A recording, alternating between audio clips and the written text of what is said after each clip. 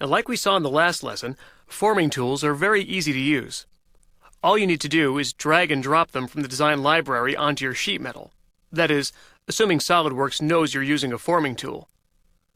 When I drag and drop this forming tool onto this sheet metal part, you can see right away SOLIDWORKS asks me if I'm trying to create a derived part. Before I show you the quick way to get rid of this message and make it work, I'd like to explain to you why SOLIDWORKS is telling me this.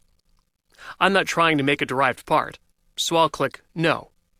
But instead of punching into the sheet metal like I want to, the part simply opens up in its own window. That's because SOLIDWORKS isn't recognizing this particular part as a forming tool. Right now, it's treating it as a regular part. Notice if I go to File, Save As, I can choose Form Tool from the Save As Type drop-down menu.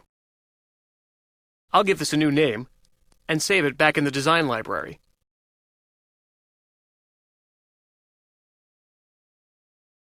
Now I can look for the form tool I just saved, and when I drag and drop it onto the part, you can see SOLIDWORKS is treating it as a forming tool, like I want it to. I can position the sketch, add dimensions,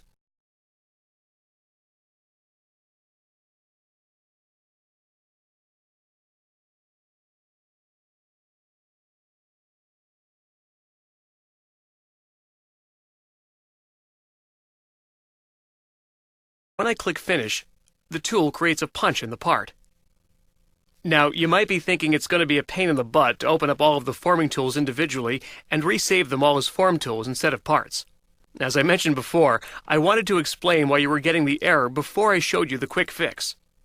To set the whole folder to open as forming tools all at once, I can simply right-click it in the design library and choose Forming Tools Folder from the drop-down menu.